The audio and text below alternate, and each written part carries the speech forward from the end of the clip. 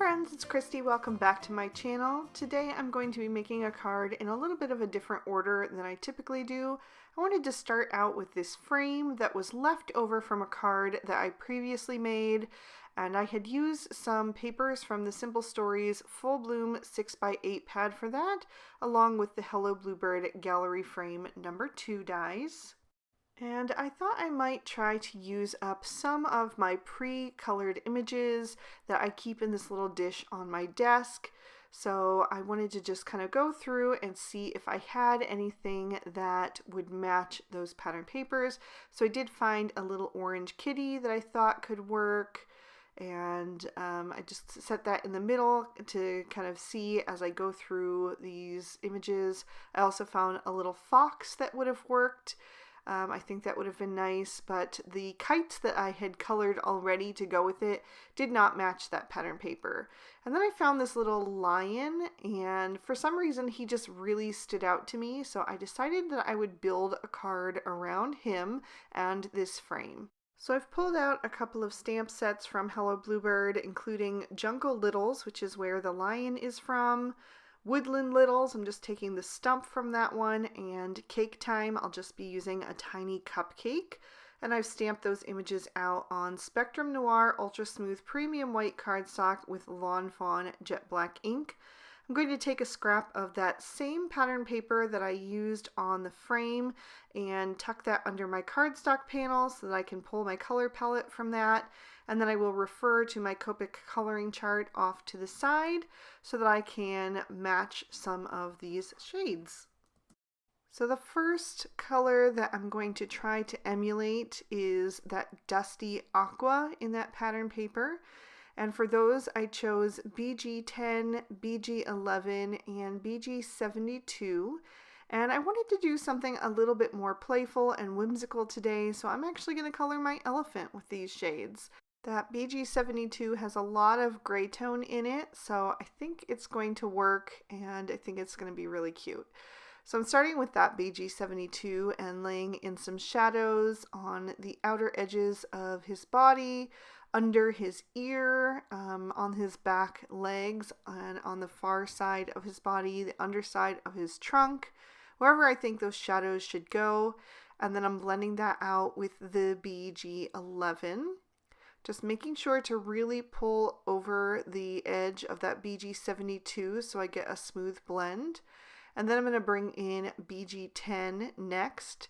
I did realize at this point that I wanted to go one shade lighter, so I left some white space on the lower part of his face and on his ear, but I did fill in the body with the BG10. First, I brought in BG000 for that area, but it was a little bit too blue toned. So I'm actually going to do a second layer on this elephant to beef up the saturation. And then when I get to that final shade, I'm going to switch it up and do something different. So I'm going back to that BG72 and doing the shadows one more time, using very little of that shade because I don't want it to get too heavy-handed. I wanted to keep him really nice and light. And then I'll move on to the next shade, which is the BG11. And I'm kind of using the side of that marker to flick that color in so I get those nice strokes, which are really easy to blend. Then I'll use the BG10, fill in the lower part of his body, and then for the highlight, I'm going to switch to BG70, which also has a bit more of a gray tone to it, and it's very, very pale. So it worked really well for that highlight. And I really like how he turned out. I definitely need to save this combo for the future.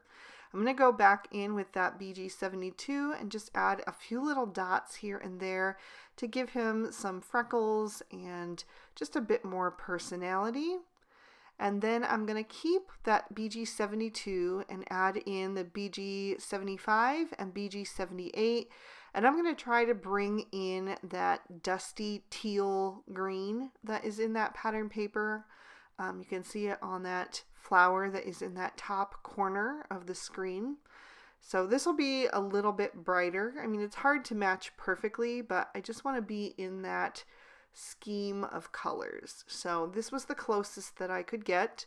So I started with the BG78 down the center of the leaf, and then I'm blending out to either side with the mid-tone, the BG75, and then I'll use that BG72 on the outside edges of the leaf. I'm going to do both of these leaves the same, and when I get done with it, I actually go back in with that BG78 and add an extra bit of that right on the line down the center of the leaf to just enhance that a bit. And then I'm going to take these smallest leaves that I've stamped out and split them in half right where the line is. And on one half, I'm going to use this combo. And I'm going to use the BG78 closest to that line and then blend out toward the edges with the lighter shades, just like I did on the larger leaves there. And I really like how that turned out, and I think it's just something different and unexpected, but you can see that the greens on here are not bright or light, so I just wanted to keep in those same kind of color palettes. For the other half of the leaf, I'm going to bring in that more olivey green that's in the pattern paper, and I chose G40, G43, and G46 for those.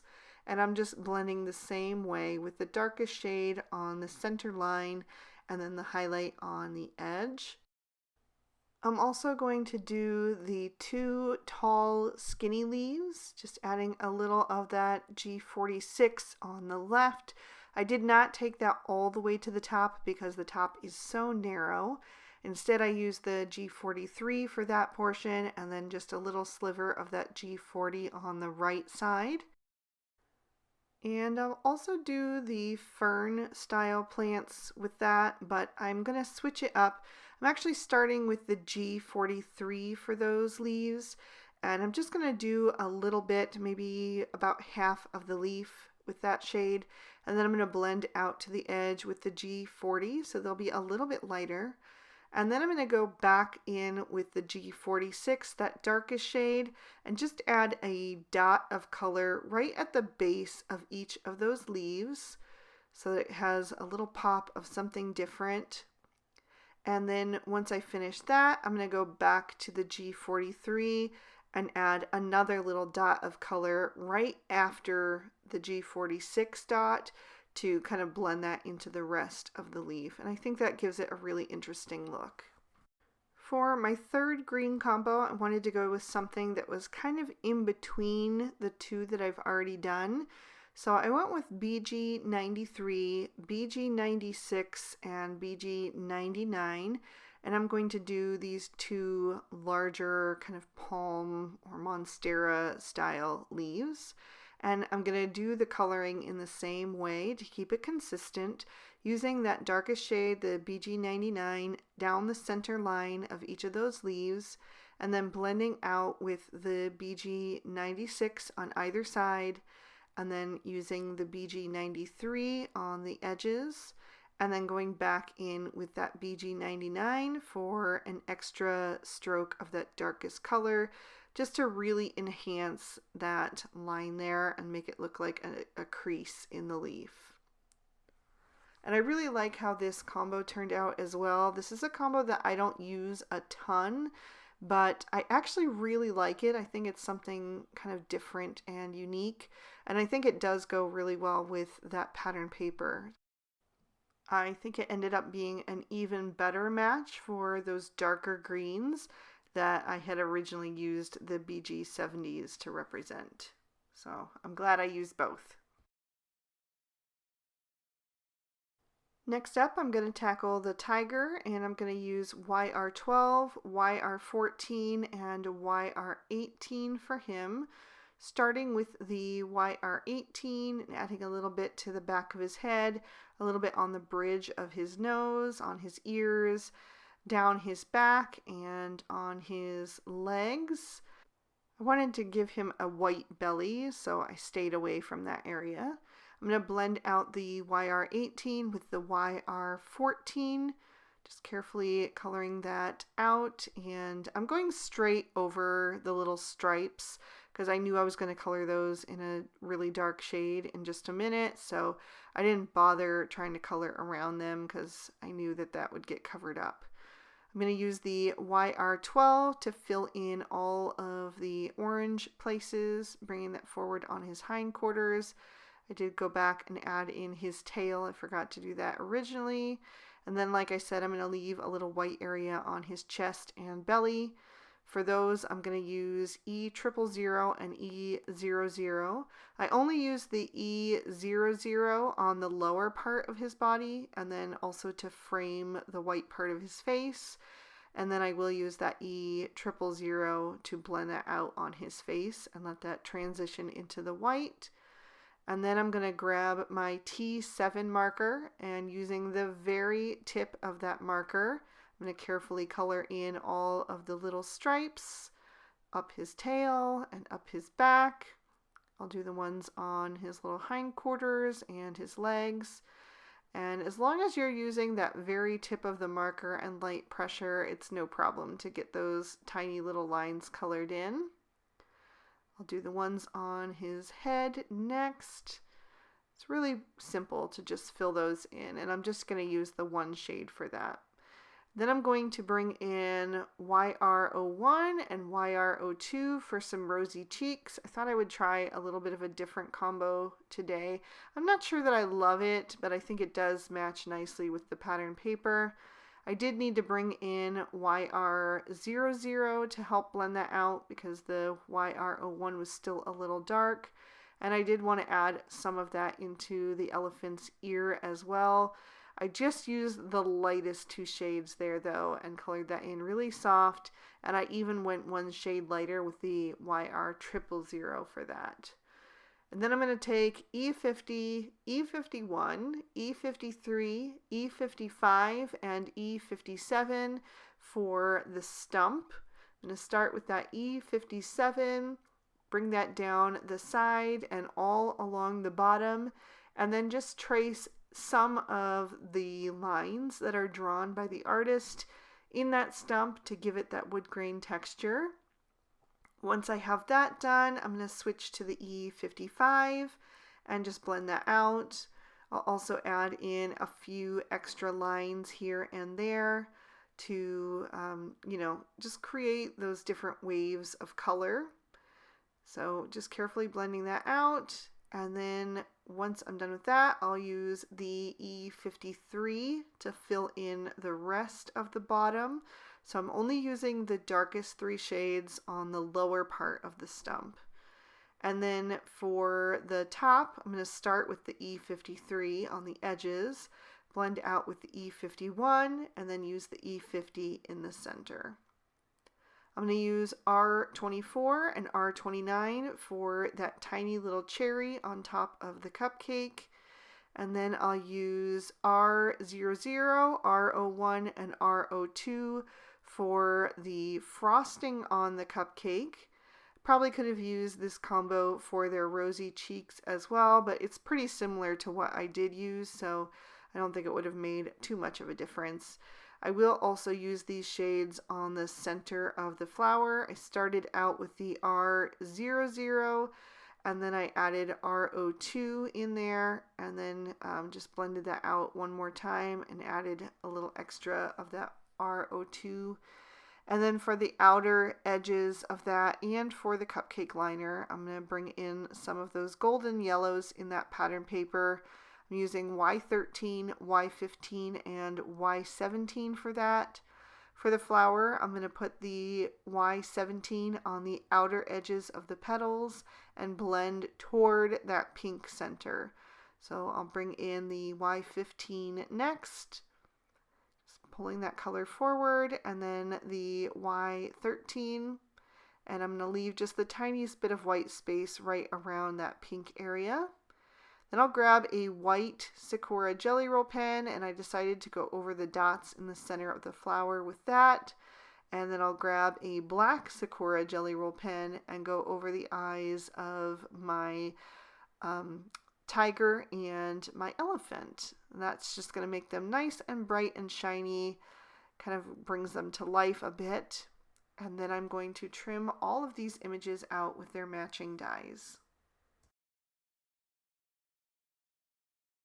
For the background, I'm going to start with a piece of Bristol smooth surface cardstock, and I'm going to watercolor a simple background on this using some Distress Oxide inks. And the first shade I'm going to use is some Salvage Patina, and this is going to match that aqua blue in the pattern paper. It is a little bit bright, but I'm going to mute that down in just a minute by adding in some green shades.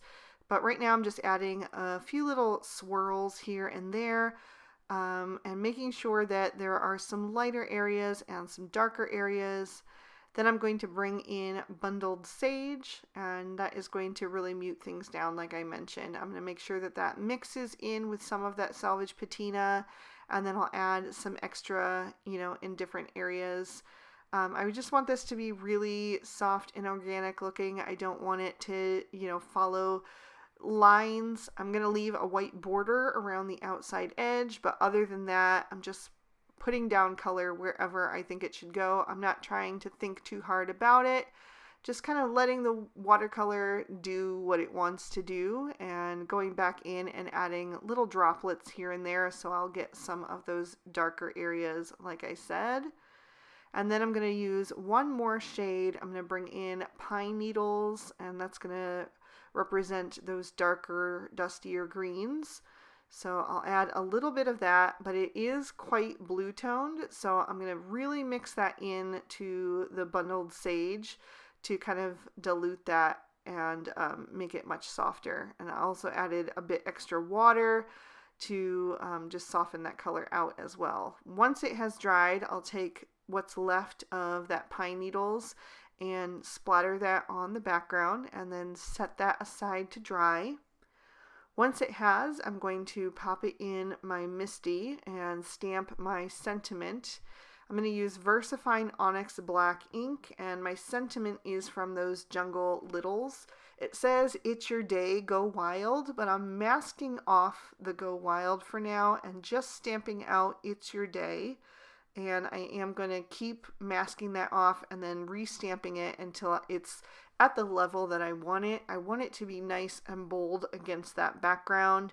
So I ended up stamping that a total of 3 times, just making sure to mask that off and then take off the mask before I stamp it down each time. There you can see how that's looking. So I'm going to pop my card base in my Misty next. I'm using MFT Snow Cone cardstock. I'm going to take a sentiment from the Hello Bluebird birthday script, and I'm going to stamp that along with some images from the Jungle Littles using Lawn Fawn Sage Leaf ink. And oh my gosh, I love this combo of that pale aqua and that sage leaf ink. Absolutely love that. I've got to save that one for another card in the future as well. I'm also going to take a tiny strip of sage leaf cardstock from Lawn Fawn and add some Distress Oxide to that. I couldn't find a color cardstock in my arsenal that was going to be what I was looking for, so I decided to custom make it. So I'm blending on that Pine Needles Distress Oxide ink on the lower half.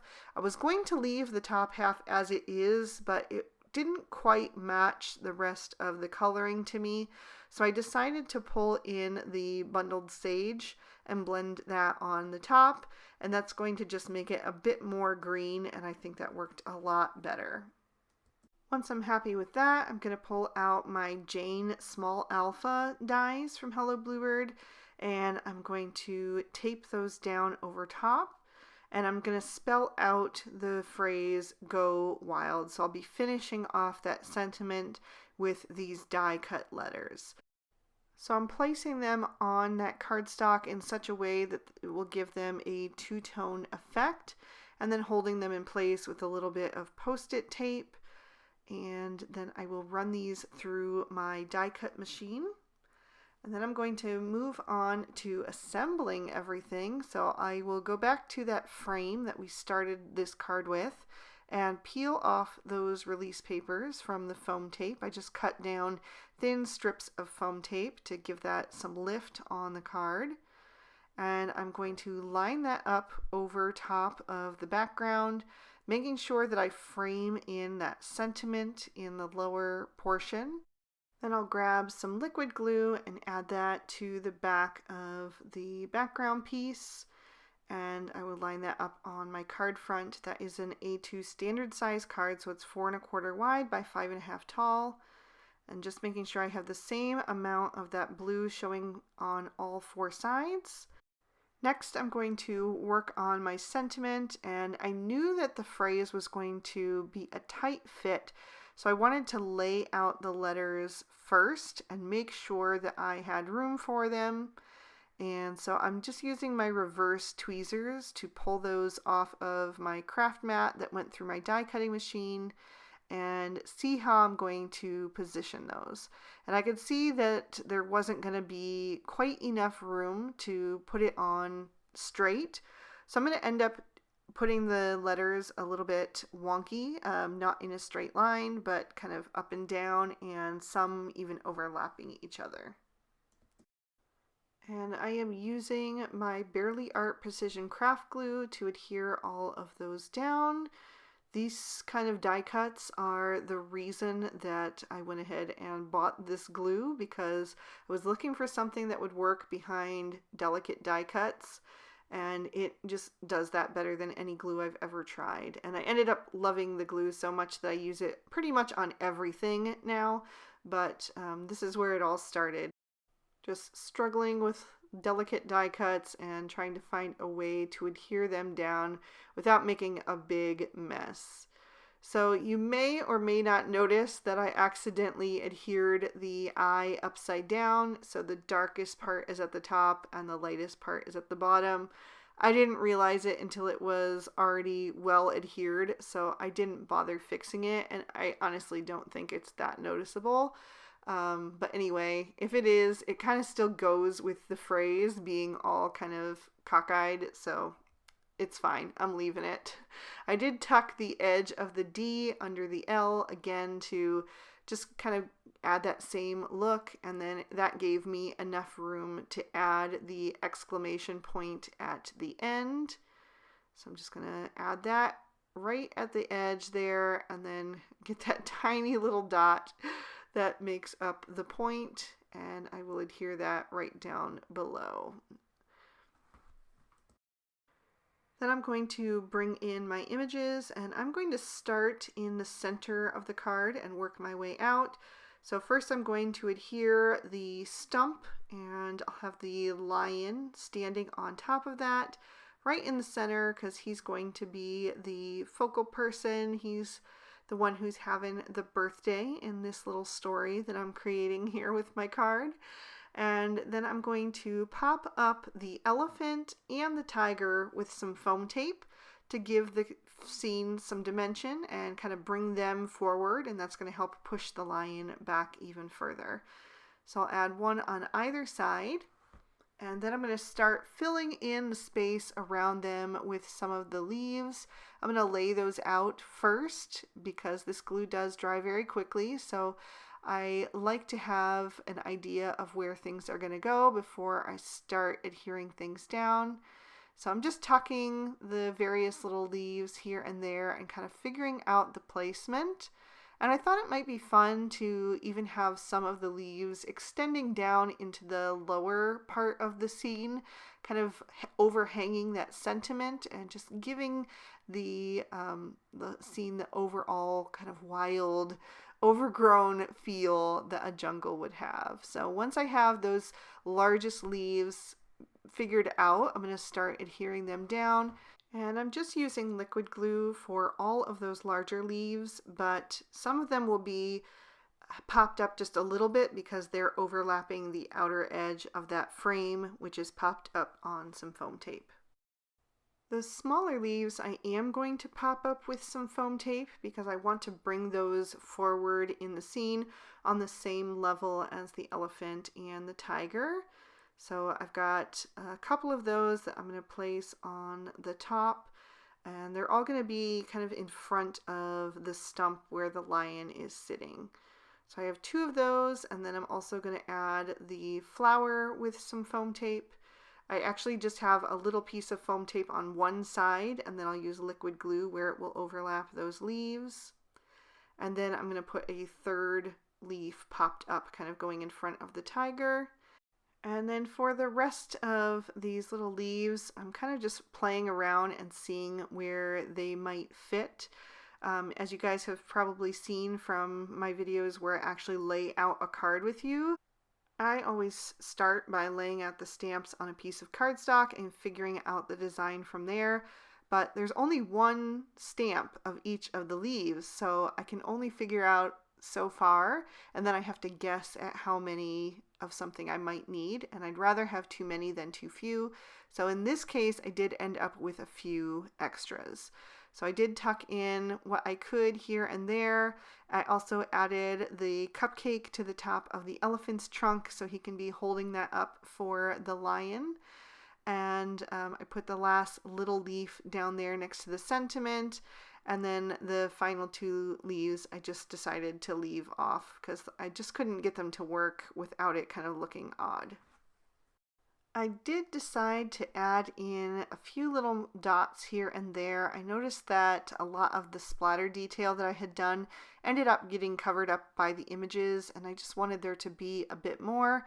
So I'm going to fake it with a Copic marker. I'm going to use the BG75, and then I actually ended up using the BG78 as well to add a few extra dots here and there, just in a darker shade.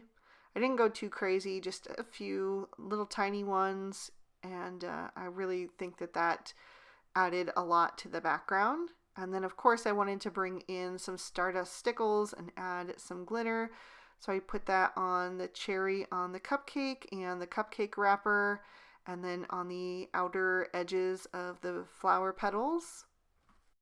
And then I just got carried away and decided to add it to all of the leaves as well. So at first I was only going to put it on the small leaves on the darker part, and then I put it down the centers of some of the larger leaves. I put a tiny little dot over the darkest portion of the fern type leaves.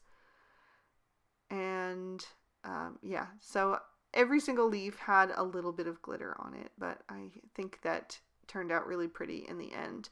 I also wanted to add just a touch to the bottom of the die cut letters in my sentiment. So I'm just using a very small amount there and then using the nozzle to kind of smear that glitter around. And that is going to finish off this card. I'll lift that up so you can see all of that sparkle and give you another peek at the inside. I really hope you guys enjoyed this one. I know it started out with some leftover die cuts and images that have already been colored, but I think it pulled together into a really beautiful and cohesive card in the end, and I'm very happy with how it turned out. So I hope you guys did enjoy it. If you did, please be sure to hit that like button, subscribe to my channel if you haven't already, ring that notification bell so you're always alerted when I post a new video. All of the products I use will be listed and linked for you in the description bar in case you'd like to get something for yourself. And if you'd like to keep watching, here are 2 extra videos I thought you might also enjoy. You can click on either one to check them out. Thank you so much and have an amazing day. Bye-bye.